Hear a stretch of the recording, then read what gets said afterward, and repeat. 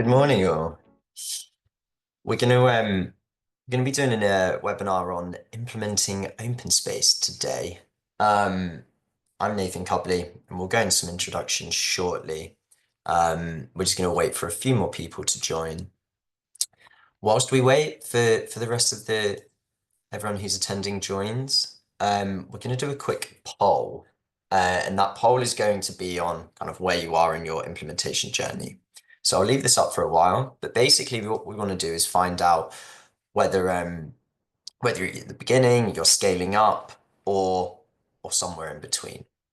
So I'm just going to launch that poll, and hopefully you can see something on your side, so you can then start putting in where you are. This just helps me add some context to the session today. Evaluating, cool. I'll give it a few more minutes before we get started.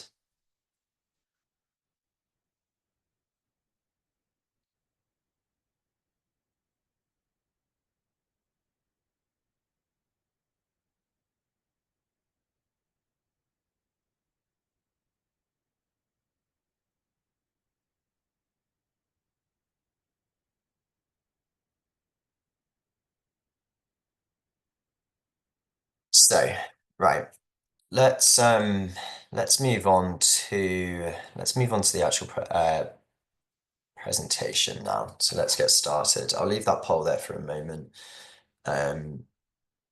longer. So, who am I? So I'm Nathan Cubley. I'm going to be doing this webinar today. I'm a solution engineer here at OpenSpace, and what that means is basically I work for our customers to help them look at use cases for OpenSpace, help them implement it, and ensure they're getting the value from it. Like many of our SEs here at OpenSpace, my background is within construction. I was a design manager for about 6 years, kind of working in London, primarily on your typical sort of concrete frame, residential buildings. And then I moved into construction tech. And that's where I'm now at OpenSpace. So what we're going to do is we're going to go over why implementation and why adoption is important. So we're going to look at kind of OpenSpace just as a brief introduction, but hopefully most people on the call have seen OpenSpace before. We're going to go over what you need to do before you get started, how you get started, ensuring you get the best results from it, and then integrating any existing workflows into OpenSpace. There'll be time for a Q&A at the end, but please ask any questions that you have throughout the session. I won't be able to see them coming through during the session, but what we can then do is I can read through the chat, see what those questions are, and then answer them live. So I'm going to end the poll, and we're going to get stuck into this. So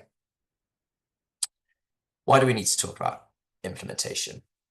Really, the simple answer to this is because we want to ensure that the users are benefiting from the technology that's been purchased. A decision has been made to buy technology. We need to ensure that users have actually adopted it, they're using it, and you're getting that return on investment, because that's what it's all about at the end of the day. So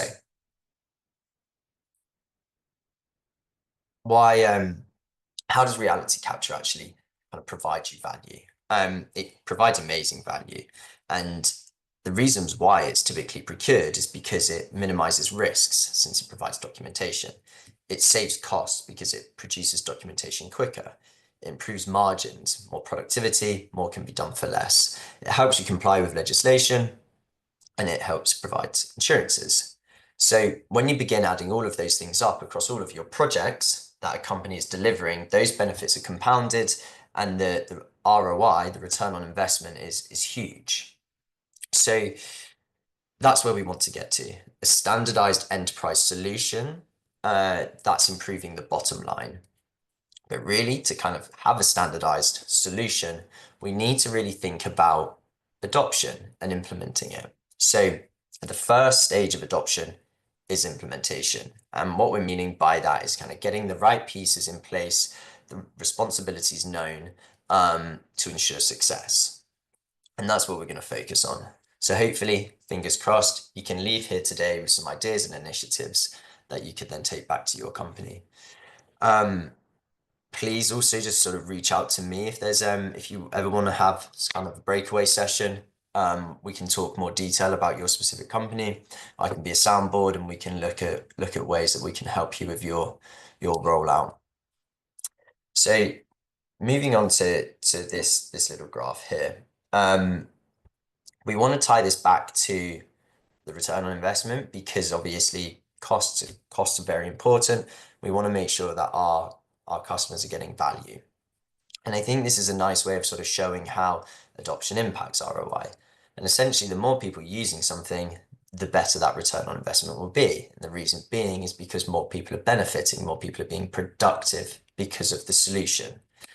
So kind of tweaking this graph so it looks a bit more sort of construction-y could look something like this. So if we start thinking about how the various different teams within a construction business could interact with OpenSpace, and if they're getting kind of productivity gains from it, that is almost the building blocks to achieving a better return on investment, getting more value from the system. So think about it. Commercial, they can process their applications for payments quicker.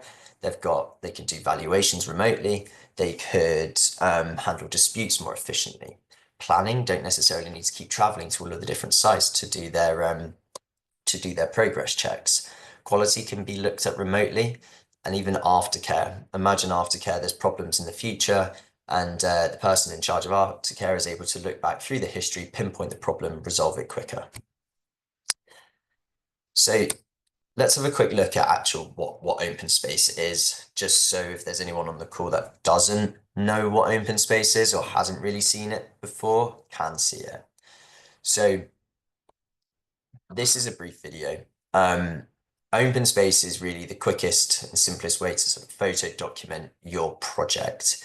You take a 360 camera that's being attached to, say, a hard hat or a pole mount. You open your OpenSpace mobile app, say where you are on a floor plan, click start capturing and walk around. So those are the three things that you need to capture these 360 images: a camera, a mobile app, and then the floor plans to sort of say where you've walked. Once that's been done, we then process the images and you're able to look at those images. And what that looks like is this. So all of those images are taken from the camera, they're published on OpenSpace. We automatically process those images and map them to your floor plans using some artificial intelligence. It's done phenomenally quickly. Our average processing speed is about 10 minutes, so there's really not much of a delay between you going out on site, taking these images, and then them being available online to view. So you can navigate anywhere on your site, anywhere that the person walked, you can navigate to. You can also upload your BIM model, so you can then have a look at the side-by-side comparison of conditions versus the design intentions, identify any problems, coordinate anything that needs to be coordinated. But also what's really powerful is you could do a side-by-side comparison of a walk that was done back in, say, January versus a walk that was just done yesterday. And you're able to identify any problems that may have existed. You're able to look behind the walls. You can see how progress has come along and so on. So before you get started with implementing, you need to sort of think about why are we doing this? Why have we bought the technology? Think about the use cases. So let's break it down. It's like, what does OpenSpace do? So like I just sort of mentioned, OpenSpace is the quickest way to thoroughly photo document your project. Okay, great. But why do we need imagery? So you need imagery for things like collaborating, connecting the site to the office, improve efficiency, i.e. mitigate unnecessarily travel, speed up tasks, document risks, get evidence for valuations and disputes and applications for payments, avoiding rework, kind of speeding up decision making. So all of those reasons are kind of, or they're all benefits from having imagery. So what teams do we want using this? I would always say all teams. I think every team can benefit from using something like OpenSpace. Okay, then how do we inform all of those teams and when by? Then who is able to sort of step up and take some additional responsibility to sort of champion this? Maybe you want a champion from each individual team. Maybe there's someone who's centrally involved with open space and it's their sort of responsibility to ensure that the software is used and adopted successfully. And now we're going to hear from a leader within one of our tier one contractors and what they think about is important with adopting technology. So I don't think it's a question about whether it's more to do with less to do with the technology, and I always look at the process. So the underlying process is the most important thing any business needs to look at, which is going to digitize or bring technology in to improve faster, whatever, and gain the benefits. So the first thing I always question is, do we have a defined process for whatever we're about to embark on to bring something in? What is that? Bring the key stakeholders in who own that process in the business, so it feels it's not being done to them. And it's that sort of willingness and the eagerness of the stakeholders to both define the as-is process and the future improved process, which is what I focus on. So what did we hear there? So what are the key takeaways from that? I think it's safe to say that understanding the existing workflows is super important. So what are you aiming to improve? The scope of this and the use cases. So establish the process to implement the solution to. And engage the right stakeholders early. So stakeholders are fundamental for implementing. We need stakeholders to feel committed to successfully deliver something. We don't want to be forcing it upon them. And especially if it's something like OpenSpace, where the tool is being used across a variety of teams, you're going to want to think about influential stakeholders from those different teams to be able to help communicate why we're doing this, help you sort of iron out the process, what are their existing workflows, and how could this solution help improve those workflows, right? So looking at that in a bit more of a granular sort of detail specific to OpenSpace, this is a bit OpenSpace language, but these are some of the questions that you can begin thinking about with the process. So who is setting up the new project, an OpenSpace project? Who's uploading the sheets and the 3D models? Who's revising them? Who's inviting and managing the users? What users should be added by default? Are you including your third parties, i.e. your supply chain? Who will be completing the captures? Is it a shared responsibility? Is it a specific role? What's the frequency that you're doing it as well? But then who's ensuring that the captures are being completed? Perhaps that you have a responsible person for it, and that's reporting up the chain to say this is what we did this week. And then who can users connect with when questions come up? We really advocate champions. So you can then sort of have a bit of an ecosystem of support internally. Obviously, there is OpenSpace who can support you. There's me, there's a support team, there's some others as well, but really it's great to actually have a network within a company that can support one another. So how to get started? So what are the actual steps of setting up OpenSpace? This is a really high level onboarding of setting up new projects. And really what it goes to show is just how simple it is. And yeah, we're going to show you just very, very quickly here how that's done.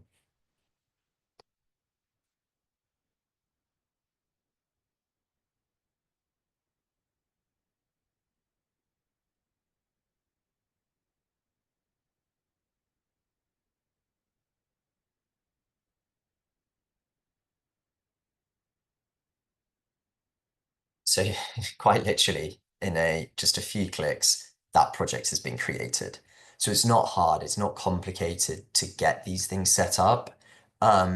Super, super simple. And how simple it is goes to show how quickly it could be scaled. But irrespective, someone has to do it. And that person who is doing it, or people that are doing it, need to know they're responsible for it, right? And maybe it's something is what's important to think about is what triggers someone setting up that project? How do they know that they need to do it? Is there sort of workflow internally that says like a new tender's been won? Right, a new tender's been won. What now needs to be done? Right, let's set up your OpenSpace project along with a load of other things. Next step would be uploading your floor plans. Again, super, super simple.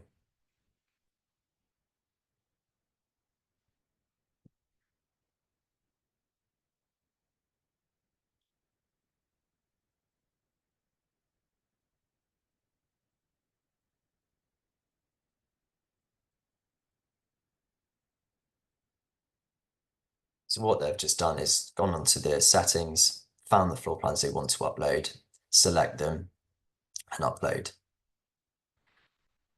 Once they're added to the project, they're done.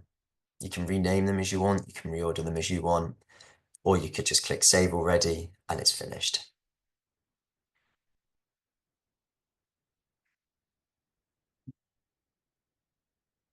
And if the team have their camera ready on site, what you could actually now do is go out and capture. So literally you're done. If you've got your camera, you can go out and you can capture your project. But what if you don't have floor plans? What if you're really early? Say you're in the pre-construction phase of looking at a piece of land that you want to buy, or you just don't have anything available yet. That's okay. What you can do is you could take a screenshot of Google Maps like this, and you could upload that as a floor plan. Like we were just showing in that previous video, you could upload this. This is probably about a scale of, I think we're looking at about 1 square kilometer here. Or for those that still work in Imperial, about 0.6 of a mile. So it's a pretty big area, and that's absolutely fine. The colored lines on here are the routes that people have walked around or driven around and used the camera to capture the 360 images. What we're also able to do is just have kind of a hand-drawn thing. So this is a floor plan that someone's just drawn on paint. It's not to scale. It's roughly there or thereabouts, but it's definitely not to scale. This could be uploaded, and we're able to plot the images to that too. The green line, the green dots are the open space images that we've, or the 360 images, sorry, that have been added.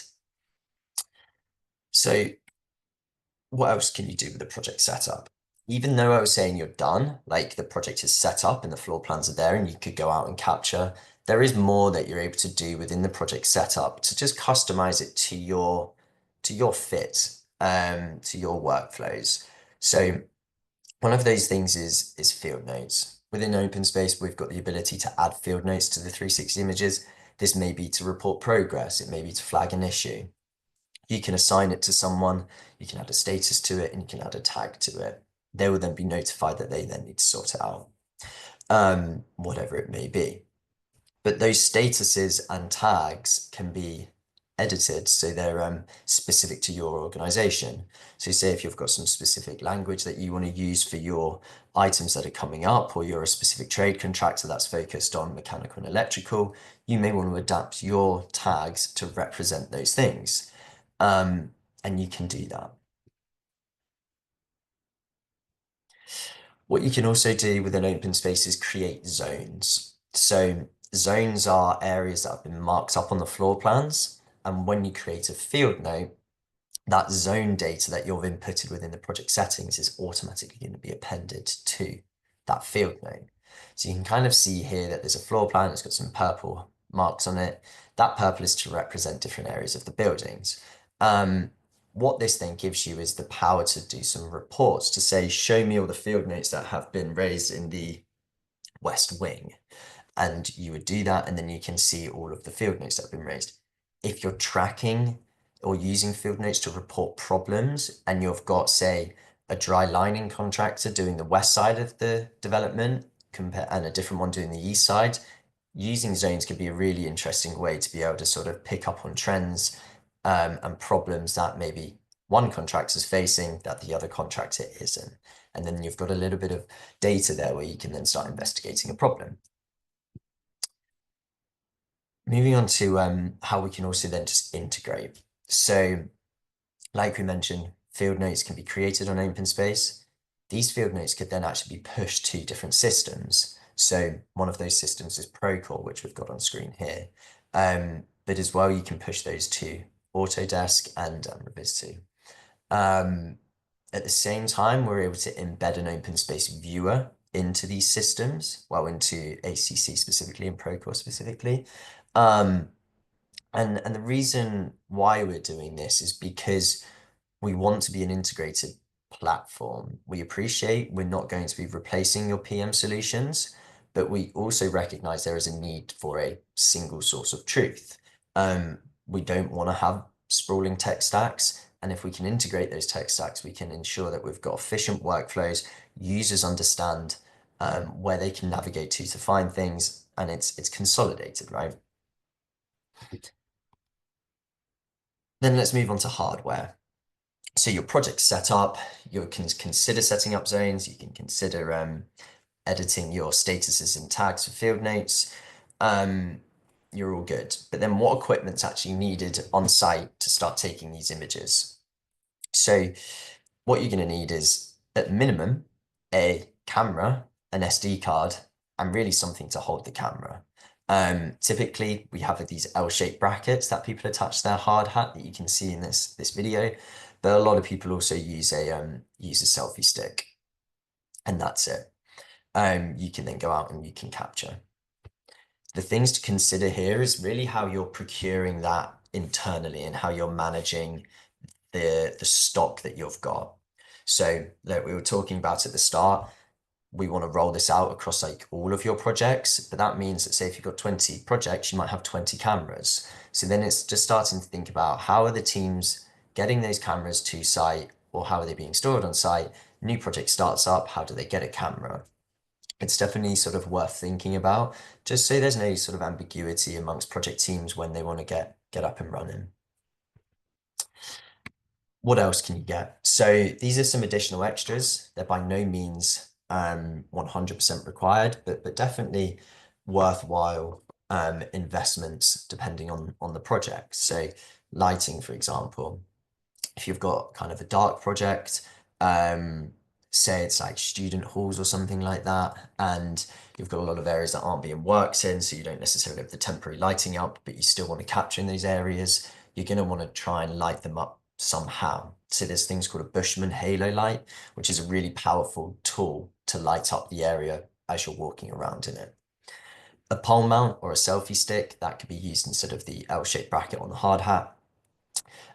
You can also use the selfie stick to sort of lift up and look above ceilings. So if you're kind of doing the asset management side of things and you want to look above the ceiling, you could use the selfie stick to do that. Batteries, if you've got a gigantic project and you want to capture the whole thing and you've only got 20% on your camera and you don't want to wait to charge it, you can plug in an external battery to it and still go out and capture. Protection, really important to protect the lens. Yeah, simply put, it's going to improve the quality if the lens isn't scratched. So some of the best practices. This is really to consider when you're actually there out on site capturing. A lot of people are going to be relying on this data. Like we sort of showed at the start of the presentation, there's hopefully a lot of teams that are going to be looking at the information to use the information to help them with their workflows, right? So let's ensure we're producing the best images we can for them. That really starts by thinking about kind of the capture path. So what we've got here is a recommended walk path on a floor plan. It goes poor to excellent. Poor, you can kind of see they really just haven't covered much of the area that's there. And this is something you'll hear us say where we talk about coverage, and that's sort of looking at that. You've covered about 50% of the floor plan. Fair, maybe about 70%, excellent, pretty good. That's covering everywhere. And the reason why this is important is because you have that, even though we're mitigating that classic problem of the one photo you didn't take is the one that you need, if you haven't walked to, say, that top left corner of the building, you're still not necessarily going to be able to see what you need to see. That's why we recommend really doing good coverage when you're walking around. And we've got to be sensible as well with this, because if there's no internal walls up, say it's just the structure or the concrete frame that's up at the moment, you're not really going to have anything blocking the view of the camera. So maybe you can just walk around the perimeter, or maybe you could just do a figure of eight. But when those internal walls start going up, you're going to want to start doing a bit more of a thorough walk to ensure you're getting in each of the rooms and capturing what you need to need to see. And that also then sort of ties into consistency. So you want to walk the same sort of path. We're not going to restrict you and say you have to walk the exact same path every time. That wouldn't be wise because there might be some issues. There might be reasons you can't go into a certain area. There's hot works taking place. There's something dangerous happening. It's been cordoned off for whatever reason. Um, and if that's the case, that's fine. But what we still try and say is walk the same route as much as possible. And what that means is you're going to be able to then look back over time in the same sort of areas to see how something's developed, what's gone wrong, and just how you've gone from A to B, right? Um, how people can do this is they can look at their mobile phone whilst they're doing a capture, and you can see that there's a button in the screenshot, a blue button, and you can bring up the heat map as we call it, and that heat map shows you the areas that have been covered. Um, so cover those same areas, and then you know you're being consistent. Or it also shows you what's been missed, so make sure you're going into the missed areas. Similarly, capture frequency. You can see there's a calendar up, and the dark blue dates suggest that a capture has been completed in that location on those dates. So this project was really consistent of doing a different floor on each day of the week. So you can see that there's some grey dates there too. Those grey dates suggest that a capture was completed on that date, but on a different floor. So what we try and say to project teams is do one capture per floor per week at least. So you've then got consistent output that the team can use and leverage. So more tips and tricks, more things to sort of be aware of and to make sure your team are aware of. Key one is to stop and start a capture whenever you're changing floors. So open space works in a way where you've got a floor level, ground first, second. You'd walk around and capture the ground. Then on the app, you'd say next sheet, select the sheet you're going to, be it the first floor, and then capture that. It's a super quick process. It doesn't really add any more time, but it's something that's necessary within our mobile application. Walk at a slow, leisurely pace. Like there's no means you need to go to like speed of a turtle, but just go at a reasonably sort of leisurely pace. And that's just to ensure image quality. Like it's the camera's taking 2 frames every second as you walk around. We need to manage getting enough light into the lens, but also the shutter speed of the camera lens to mitigate motion blur. So balancing those two things can be challenging. So if you walk at a slower pace, it means you get more light into the lens, but also less motion blur. Um, those impacts or factors sort of are mitigated when the site is very well and consistently lit. Um, Next one is lighting as well. It is a camera at the end of the day. It needs light to be able to get good images. So think about how you're lighting up these projects. If temporary lighting isn't really available, I would really recommend investing in those sort of halo lights. Bushman Halo Light is an amazing tool. Keep the lens clean, and then establish that schedule. And that comes back to the roles and responsibilities that we were talking about. Who's actually going to be doing it? What team members are going to be doing it? And when are they going to be doing it? Then who's going to be responsible for it? So integrating open space into your daily workflows. So who are you inviting in? So what team members are you adding and what stakeholders are you adding? So the org admin role, that's the person who can create new projects. So they're going to be maybe company level admins, might be in your IT team, might be some administrators within the company, but someone who's able to quickly create a new project when you've got a new project to launch. Site admin, that's the person who can add in users to the specific project. They're also the person that can revise and upload your floor plans and model. Typically, we can see this being your project managers or site managers. It's super simple with an open space, so there's not too much concern adding more people as a site admin. They're not going to break anything. And it's also not like loads of responsibility. They're not going to be bogged down with doing administrative activities. The system's super simple to use, it's super scalable. Editors are the people that go out and capture the information, and then your viewers are the ones that can simply view it. Typically, we see when the third parties are added in, like your client or your subcontractors, they get added as a viewer. So what you can also do if you don't necessarily want to add your third parties in as viewers because you don't want them to see everything, you could create shared folders. And a shared folder is something you could then add your third parties to, and then you can control what information's added to that shared folder. So say if you only want to give your client access to the one capture that you do at the end of the month to go alongside a progress report you write to them, you then add in that one specific capture where you know everything is perfect in it. So you've got no concerns with what you're then presenting to them. You've got a lot of control over it. If you want to know more about them, it's not something that loads of users are aware of, so do reach out and I can show you them. They're really very useful. Get more tips on integrating OpenSpace into your workflows. So um, introduce OpenSpace to the team nice and early. So communications in key. Make sure they're aware of it, why the company's using it, how they think it's going to help their roles. It's really important you get that buy-in and they can see the benefits to using such a system.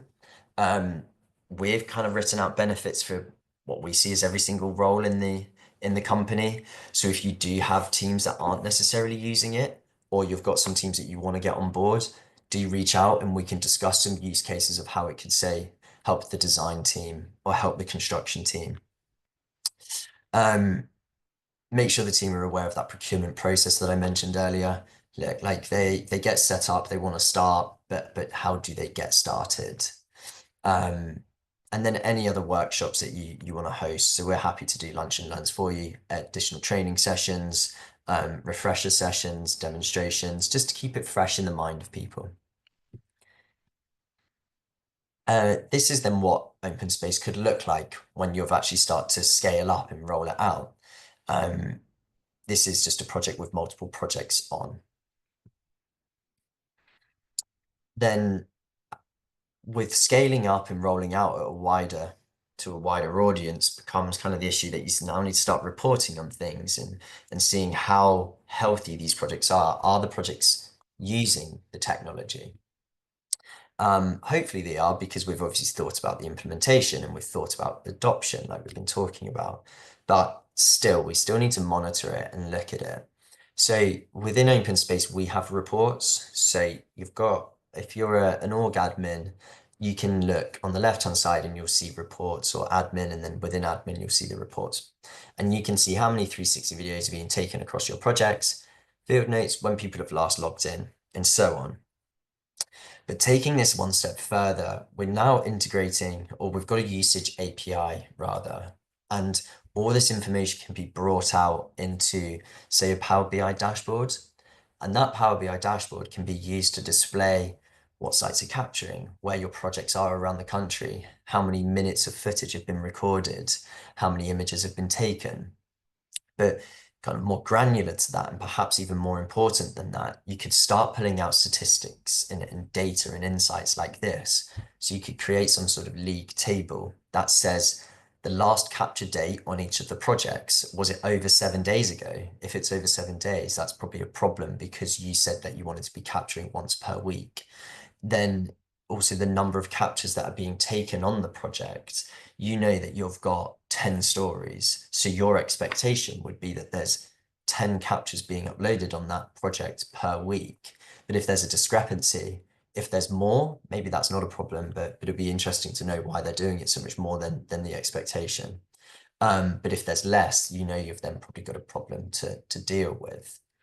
And then you can do the number of images that have been captured per site as well. What customers are doing is taking like a league table like this and then sending it around to their, say, contract managers, the owners of the portfolios of projects. It's like a league table to basically motivate people not to be at the bottom.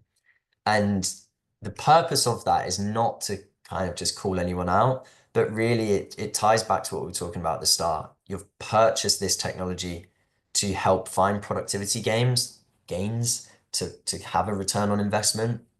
And this is just a tool to help promote that and get that moving. And then this is another video from James at McLaren talking about the rollout of open space and how scalable it is. Open space, we signed that, I think, in August 2024, Thomas, I think, if I'm right. So probably 8 months old, your contract with us. That scaled to 34 live jobs across our business within 8 months, and that's pretty fast. So yeah, like we've been showing, open space is simple to set up, right? It's nice and quick. We watched that video where the project was set up within about 30 seconds. And that lends itself to making open space super, super scalable. James is talking from McLaren, which is, I think, doing about a billion in turnover. So a huge, huge company, lots of stakeholders, lots of people to train up, introduce this to. And they've gone from 0 to 34 projects in 8 months, which is pretty phenomenal.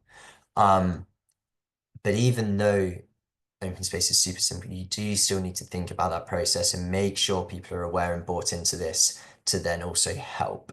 And that's really the message that we want to kind of get home today is that there is some consideration to make when trying to roll out any technology. So your open space team is here to help. So I'm the solution engineer. So the person on the left doesn't look anything like me, but that's me. You've then got the account executive. That's the person that looks after your account from a contractual perspective. And then we've got the support team. So the support team are an amazing team that are available all the time. So if you reach out to support at OpenSpace, they'll be super quick at jumping on and helping out with your problem. And all of your users can be made aware of them.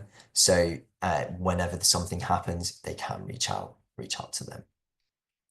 We also have our Open Space Academy. So the Academy is another way of learning where it's like self-taught, self-paced learning. So you go on here, you watch a video, you read some content, and you really empower yourself to understand how to use the system.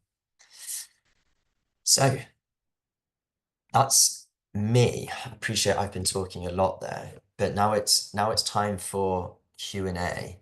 So start putting your questions into the chat, which I'll have a look at and start answering if you haven't already put some in there.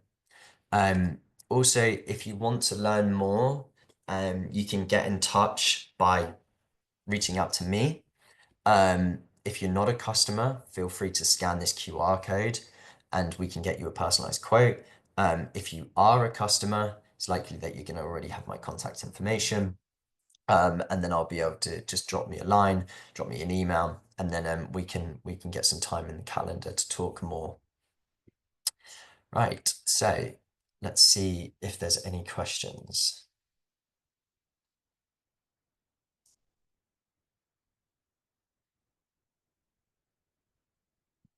There is no questions yet. So I'll wait a moment more, but if there's no questions coming in, that would be the end of the webinar. Yes. There was a question whether this will be available to watch later. Yes, it will be. So everyone who's signed up to this webinar will then be sent an email, probably by Monday, I would say, with a recording of it, so you can watch it at your own time, at your leisure then.